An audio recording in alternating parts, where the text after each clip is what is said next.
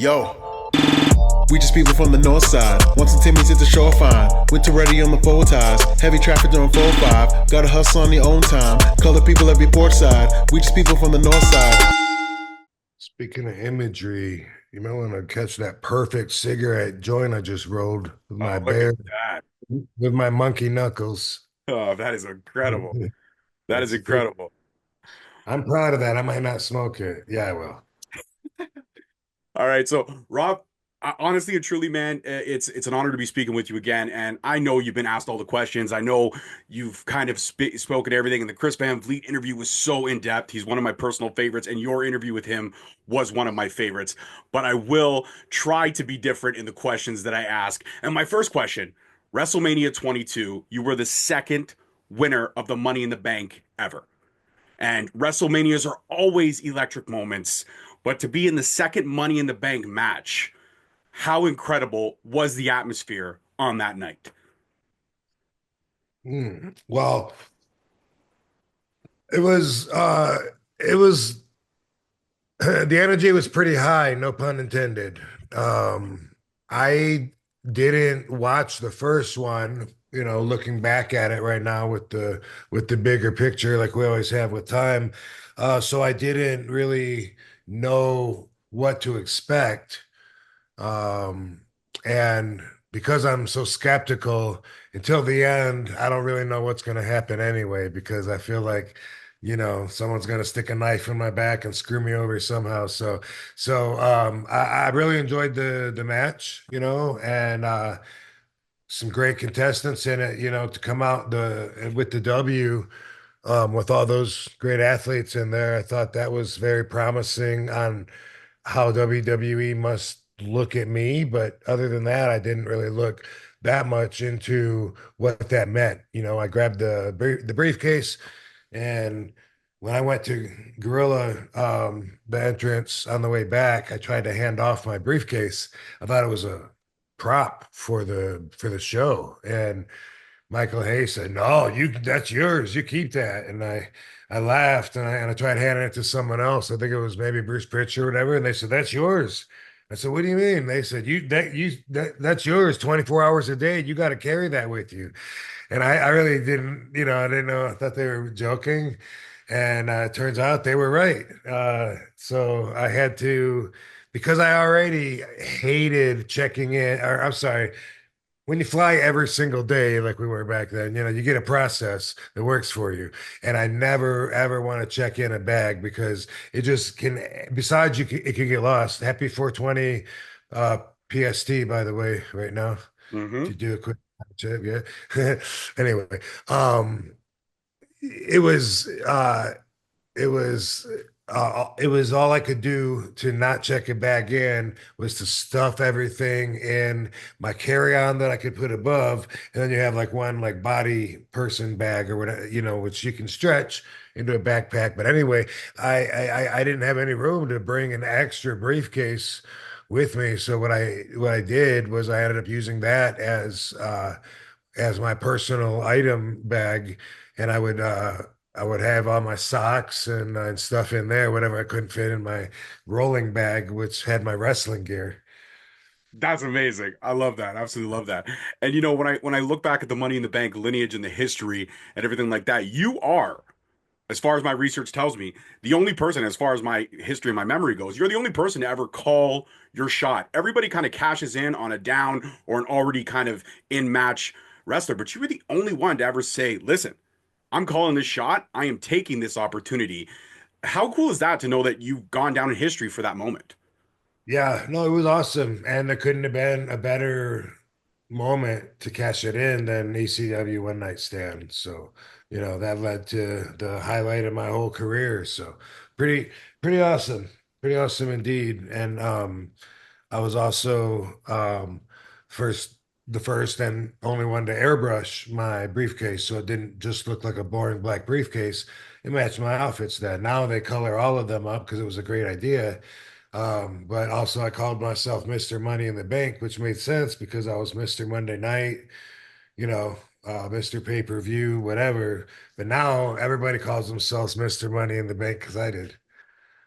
It's true. That was actually going to be my next question. Everything about the Money in the Bank is kind of synonymous with all the kind of groundwork that you laid out. Did you guys ever think that something that was a special moment for WrestleMania only, it was a WrestleMania exclusive match, would go on to, I guess, become part of the regular schedule in terms of pay-per-view? I mean, I know not everyone looks that far in history, but how cool is that to know that something was a WrestleMania exclusive match only has now broadened itself to a yearly pay-per-view? Yeah, it's pretty awesome. And no, I didn't see that coming back then. I had no idea.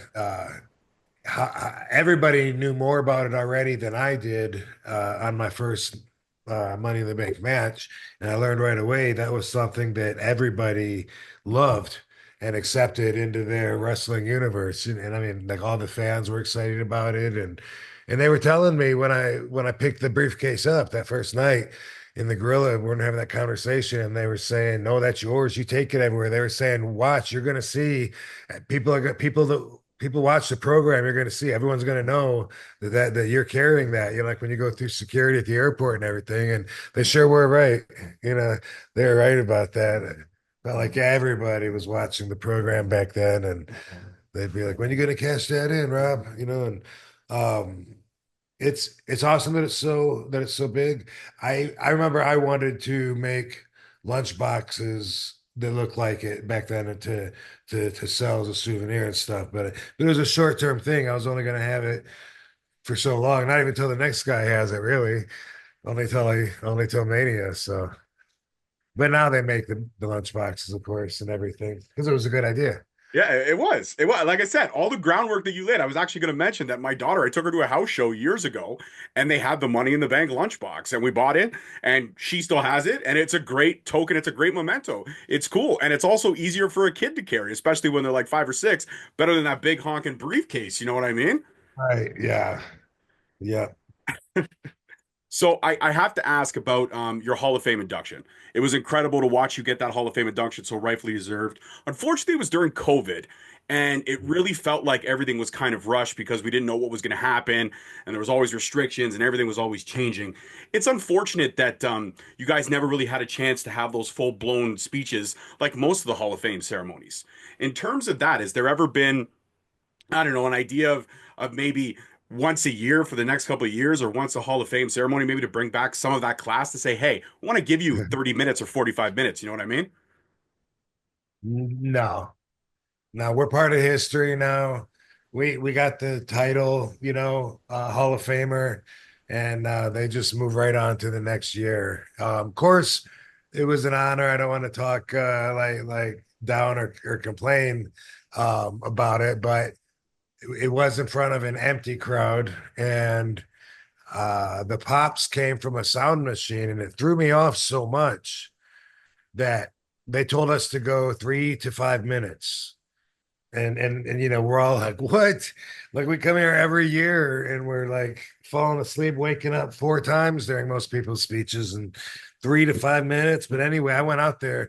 I figured I'd go a little longer, 7, maybe 9 minutes, and give them some stuff to edit. But every time I would, and I didn't write it, I just went out there. Like to thank Marco Ivanonich or whatever his name is, and they would put it an applause sound. It'd go, and go back down, and I just say another thing, oh, thank my mom and dad. And it was so weird, and it threw my timing off. I had no idea, but I actually went 27 minutes. Told to go 3 to 5. I went 27. Uh, no, they said, no, it's okay because it was good. That's what Johnny Ace told me. Because I said, I went long, didn't I? And he was like, it's okay, it was good. Molly, you're next. And then what aired was long, and that was only 9 minutes of it that they aired. But people don't know that they took a lot out, and it was still long. So I don't feel like you need to bring me back. Bring everyone else back first. At least I got to talk a lot in front of an empty house. It must have been surreal though, just to be there and knowing what you're so used to, and that year it was different, and it was So weird. Yeah, yeah. it was weird because it was an empty arena, and just people with the sound machine. And it was almost like I expected the guys that were working the machines to give me some kind of clue when it was time to wrap it up. Cause you just like, cause that you say something, and hey, thanks, mom and dad. I love you. And then you hear the applause and you're looking around like there's nobody here, but you see a few faces looking at you. It's almost like I expect the guy, and they're looking at you, waiting to hear what you say so they can hit the button. It's almost like I expect them to be directing me and be like, it's time to wind it up, brother. Yeah, it was a little surreal. Absolutely, for sure. I've got to talk to you about your tag team reigns. One-time champ with Rey Mysterio, two-time champ with Kane. Uh, Quite the juxtaposition in terms of tag team partners. One that's very athletic, very agile, that can go just like you and do some incredible things. And then Kane, one who's stocky, powerful, a brute, strong force. In terms of the juxtaposition, how cool was it to have that parallel in working with someone like Rey Mysterio, who you and him are almost similar in a lot of the ways you are so creative in the ring, and then you have Kane, who is not to say a one-trick pony, but his move set is more orchestrated because of his size. Also, I think me and Booker had tag team straps, didn't we? Because the Yes, you action did. figure My pack. apologies. Yes, and Booker T as well. Um, so no, it's great. It's great that both sides of the extreme work. Me and Ray works, me and Kane works, and that's great because that's always the goal. Way back when I was talking to somebody, a wrestling promoter, Ben Masters. He was asking me who I thought was the best wrestler in the business. And the argument was back then, was between Shawn Michaels and Bret Hart. They were considered the top two guys.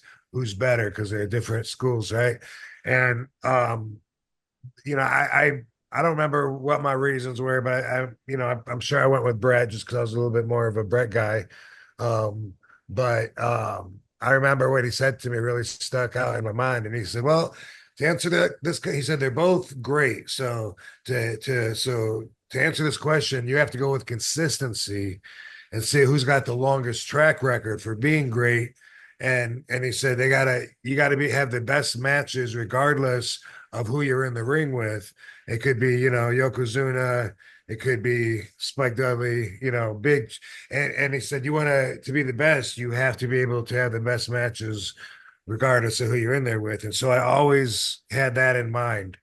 And so I always enjoyed wrestling Spike Dudley, Little Guido, Mikey Whipwreck, and on the other side, One Man Gang or Bam Bam Bigelow, Kamal, the really big guys, and in between. And so for me, it's always been about what can I do with this guy, to tell the story, to showcase both of us in a proper exhibition that the people will like, and so that's always been the agenda for me. When people ask me, and I'll go ahead and kill.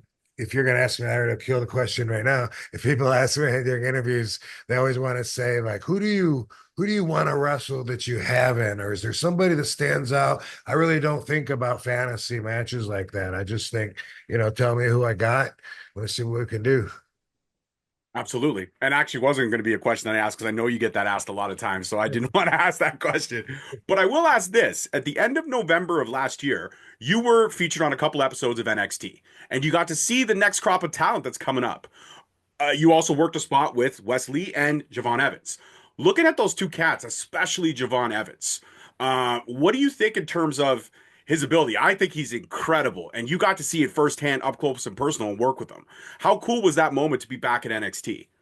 It was super cool for a lot of reasons. But directly to your question, they're both amazing. Wes too, and I just watched a little bit of his match on NXT. I don't know if it aired last night or what I was watching on TiVo, but I was just watching. Like he's so comfortable in the ring, looking so graceful.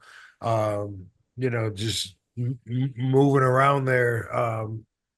As him, like he knows who he is in the ring, and of course Javon as well. Like man, I'm impressed watching him do the frog splash, seeing the air that he gets. And it's not even just him, but there's a lot of talent in NXT, and the girls too. A lot of the girls are amazing, and so I enjoy seeing the whole standard move along. Yeah, I'm seeing the bar being raised, as always has it always has over time. Like when I got in, there was you didn't even have to be that great. There was still spots on TV for people that really weren't that great at wrestlers. But if you think about it, if you're really not that good right now, that's by some incredibly high standards. If they say he sucks, it ain't like they used to mean it when the guy really couldn't tie his own boots. And now even if they say it, that just means they don't like him as much as everyone else. But you pretty much got to be really, really good to even have a spot on TV nowadays in the business. Anybody can throw a show together in their backyard, whether they're trained or not, and add some light bulbs and call it a wrestling match. But overall, like top to bottom, everyone is really good, and you can see, okay, this she can use some more experience. Okay, he can work on that, and that's definitely part of it. But as far as them and them being ready to be in the ring and get some time in to learn and stuff, like they're not just there, but they're a lot of them are really grasping it and owning it, and they're impressive. I can look there and see, not just Wes and Javon, but I can see a lot of them as definitely being possible huge superstars down the road. That's incredible. That absolutely is incredible to see that. And all the time, WWE continues to kind of pull back the curtain and show us the steps. Like NXT was the step before the main roster. Now we got LFG, which is the step before NXT, which is a very unique product in itself because we're getting to see these legends working with these potential future greats. And it's amazing to see how, green some people are. Some of even the talent has had their first match on LFG on the show. My wife and I enjoy it. We never miss an episode every Sunday. When you get to see the curtain pulled back fully, and now the fans are getting to see the full machine from beginning to end. I mean, from you being on, you were in that machine, the cogs that work in it. But for the fans to be able to see it all, do you think it's still giving too much away, or at this point everything's just blown wide open, anyways? I mean, for me, it's too much. I mean, I don't prefer that the business goes that way, but it definitely is. I'm just a little fish swimming upstream now with my beliefs. But it still doesn't sit well with me. Even all the podcast interviews I see all my peers doing, saying, look, here's how you can tell by looking at his face if he's really injured or not. I mean, for me, I wish it wasn't like that because I have the old school fundamentals and beliefs, and also because when you lose a lot of that, you also lose a lot of respect for it. And I don't know if people realize that or not, because newer generations haven't seen what it used to be like, and they don't know maybe that it's actually disrespecting it when everybody feels like they could do it. It's for me, like if somebody says, "Hey, is that stuff real?" Like, let me just body slam you one time, just one time, and I promise it's not going to be any harder than the way we slam each other. You know what I mean?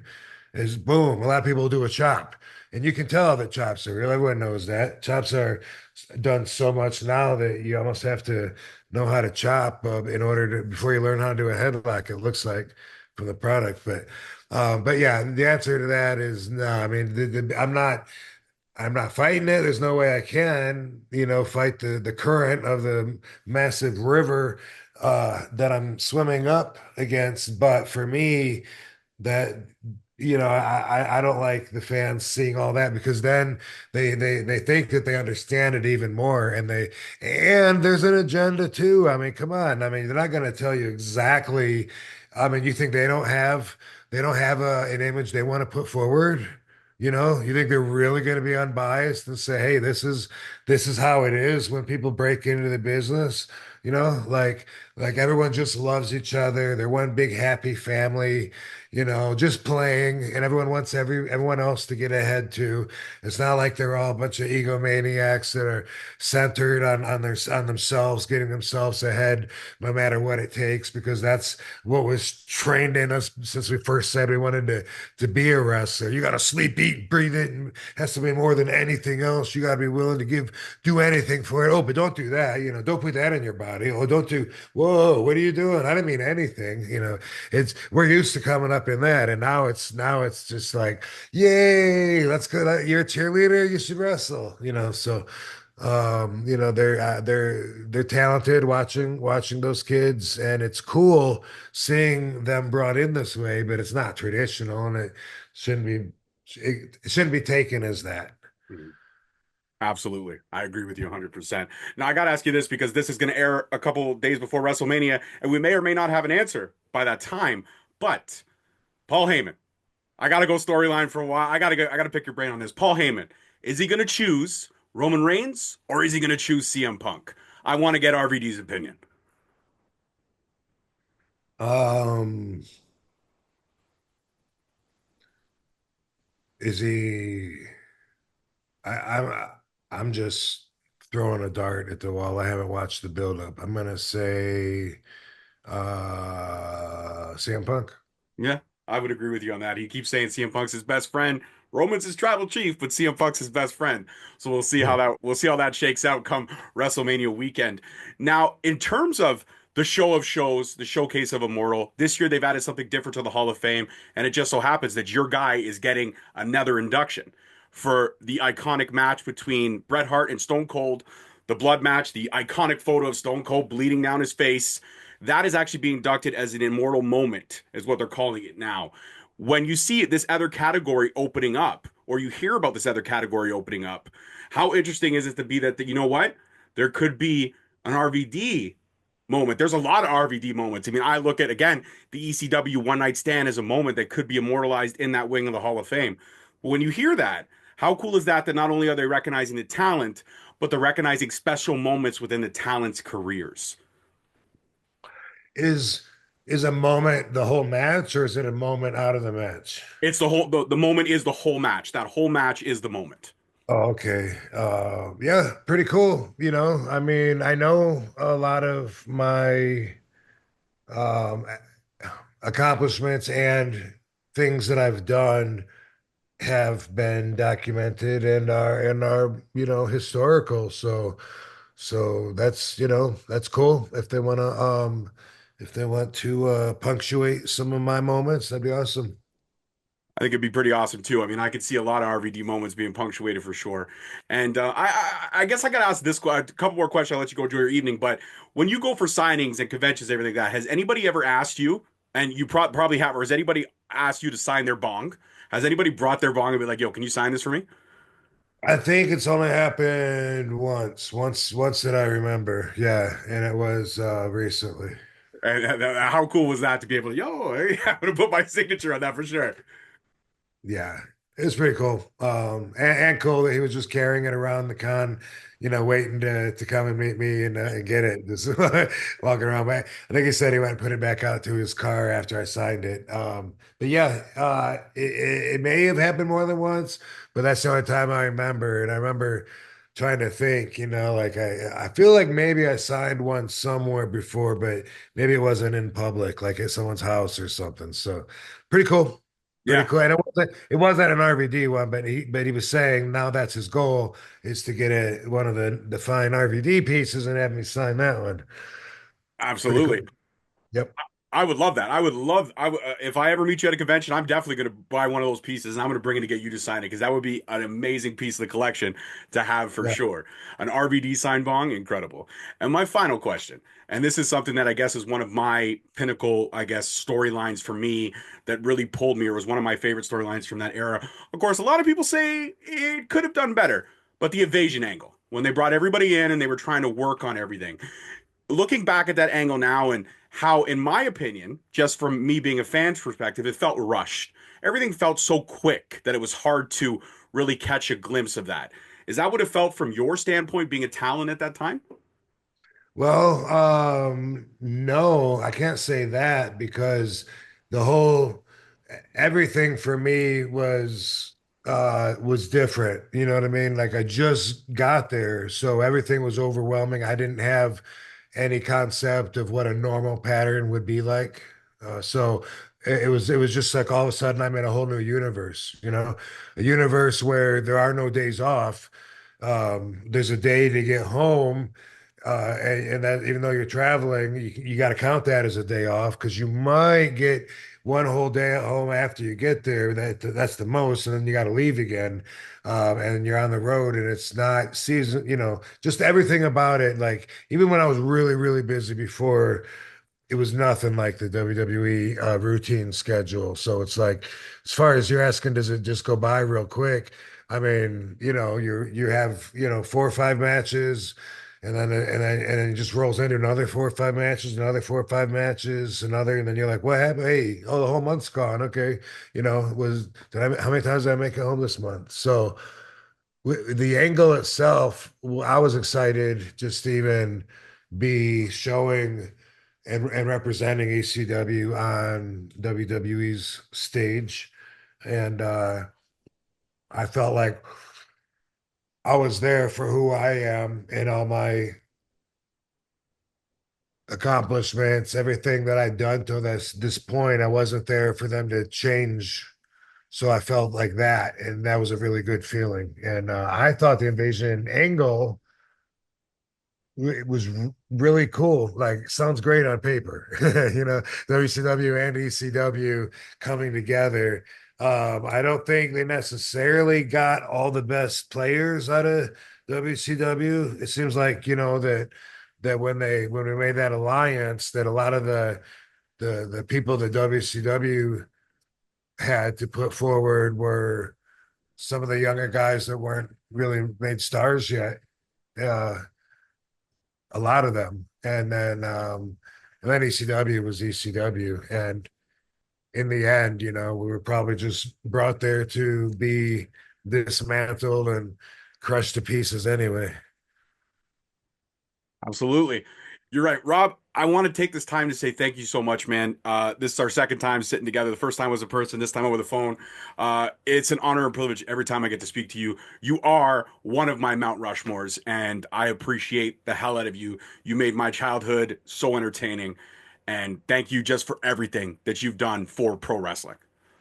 Cool. Well, I appreciate that. And speaking of that, make sure you tell your fans about onlywrestlers.com. Check that out. See if that's for you. It's bringing the fans and the wrestlers together. And and it's doing really well. We had our first show a couple weeks ago, and now our next show is going to be in Chicago, and the fans are going to be voting on the matches, setting them up, and we're working on everything, improving that, improving anything, anywhere we can find improvement for the fan experience. So check it out, onlywrestlers.com, and any advice is taken because this is something where the fans are going to be running the show. Yeah, absolutely. I actually see the symmetry is cooking, man. I was actually going to ask you about that, so that's incredible. So the next show is in Chicago, and the fans get to, I guess, really take part in everything. And you were getting Yeah, a so lot of positive response. last time the voting stopped like before the show. This time it's going to continue at least till like halfway through the show to vote on the second half of the show. And I'm not, and we still got to work out all the little details, but we're learning and learning to improve all the abilities on the platform too, notifications so that when the wrestlers are signing, and also a bunch of wrestlers are still like, I still got to tell them like they're not used to checking in with it yet. And so we got a lot more subscribers after doing the last show.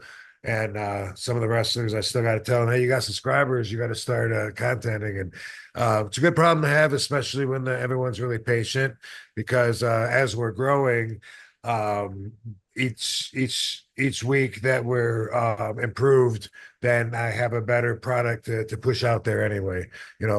Little things, a lot of Absolutely. little things. Yeah. Yeah, And well, there's a community chat center there, by the way, that everybody can be in at the same time. And I put that in there for the social value. Like you want to just talk to some other wrestling fans or wrestlers could pop in there. I pop in there sometimes, just to see who's in there. And yeah, we've been getting good results. We've been growing and looking to keep on moving in that direction. amazing. Well, not only will I put the RVD 420 link in the description of this video, I'm going to put the onlywrestlers.com link in the description of this video so that people can get a chance to experience this incredible thing. And Rob, before I let you go, if you could just do one thing, and if you could look at the screen and say, hey, it's RVD. I had a great conversations with Straight Talk Wrestling, and you should subscribe.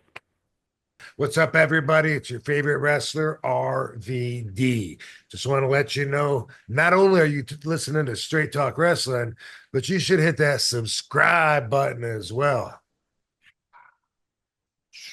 Amazing.